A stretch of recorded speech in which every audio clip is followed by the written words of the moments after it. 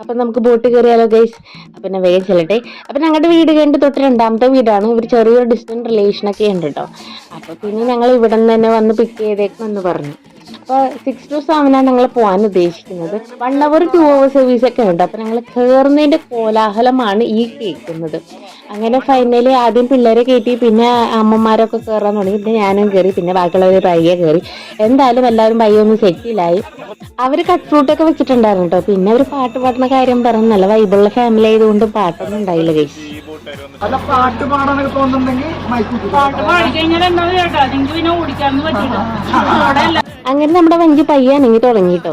കുട്ടി പട്ടാളങ്ങളെ പേടിച്ച് അവർക്ക് സേഫ്റ്റി വെസ്റ്റ് കൊടുത്തിട്ടോ. പിള്ളേർക്ക് ഇടാൻ പറ്റിയതുകൊണ്ട് വലിയ ആൾക്കാർക്ക് ഇടാൻ പറ്റിയ സേഫ്റ്റി വെസ്റ്റുകൾ ഈ വഞ്ചിയിൽ തന്നെ ഉണ്ട് കേട്ടോ.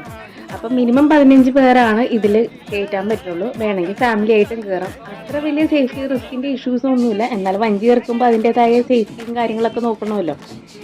എന്തായാലും ഈ ഫോണിൽ കൂടി എൻ്റെ ഈ വീഡിയോ ഒക്കെ എടുക്കുമ്പോൾ എന്ത് രസമാണ് കാണാൻ. അപ്പം നേരിട്ട് കാണുമ്പോഴുള്ള വൈബ് എന്ന് പറയുമ്പോൾ പറയാൻ പറ്റില്ല കൈ. അത് അനുഭവിച്ച് തന്നെ അറിയണം. നീണ്ടു നിവർന്ന് കിടക്കുന്ന പുഴ, ധര, ആകാശം, പറവകൾ, ഹരിതാഭയും പച്ചപ്പും, ആ തണുത്ത കാറ്റും കൂടി ആകുമ്പോൾ ഗൈസ്, കുറച്ച് കഴിഞ്ഞപ്പോൾ ഈ ഞാൻ വഞ്ചിയുടെ പൊക്കത്തേക്ക് കയറിയിട്ടോ. അപ്പോൾ ഉള്ളൊരു ഫീല് അതും വേറെ തന്നെയാണ് കേട്ടോ. നമ്മുടെ ഈ ബിസി ലൈഫിന് ഇടയ്ക്കൊന്ന് റിലാക്സ് ചെയ്യണമെങ്കിൽ ഇതുപോലെ ഫാമിലി ആയിട്ട് പോകുന്നത് അടിപൊളിയായിരിക്കും. നല്ല വൈബുള്ള ആൾക്കാരുണ്ടെങ്കിൽ പിന്നെ പറയേ വേണ്ട, അടിപൊളിയാണ് ഗൈസ്.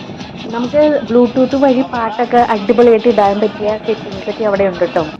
കുറച്ചങ്ങ് കഴിഞ്ഞപ്പോഴേക്ക് സൂര്യൻ വന്നു കേട്ടോ. സൂര്യന്റെ ഫോട്ടോ എടുക്കാൻ വേണ്ടി എല്ലാവരും കഷ്ടപ്പെടുന്നത് കണ്ടിട്ട് എനിക്ക് ചിരി വന്നിട്ട് പോയായിരുന്നു.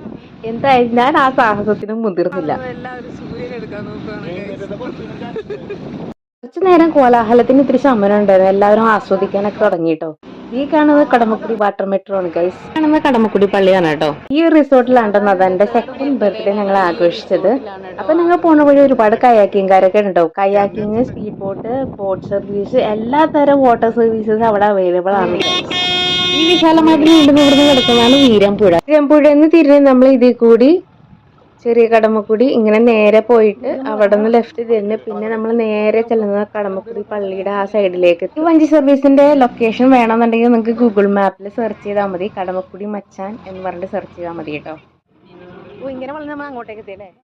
അപ്പൊ വീരമ്പുഴ കഴിഞ്ഞ് വളർന്ന് നമ്മൾ നേരെ എത്തിയത് കടമക്കുടി പള്ളിയുടെ ആ സൈഡിലേക്ക് എത്തും. പിന്നെ നമ്മൾ തിരിച്ചു പോകണം. അങ്ങനെ കൃത്യം 7 മണിയായപ്പോഴേക്കും നമ്മൾ എത്തിക്കഴിഞ്ഞിരിക്കണം. അതോടെ കഴിഞ്ഞു. ഓക്കെ,